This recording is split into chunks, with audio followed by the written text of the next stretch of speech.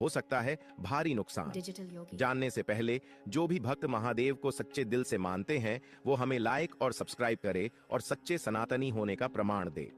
Number 1, घर में सुख शांति बनाए रखने के लिए फ्रिज को हमेशा पश्चिम दिशा में ही रखें। इसके अलावा दक्षिण पश्चिम दिशा भी शुभ मानी गई है। नंबर 2, फ्रिज के ऊपर ना रखिए दवाइयां। फ्रिज के ऊपर दवाइयों को रखने से उनका असर खत्म हो जाता है। विज्ञान भी इस बात को मानता है।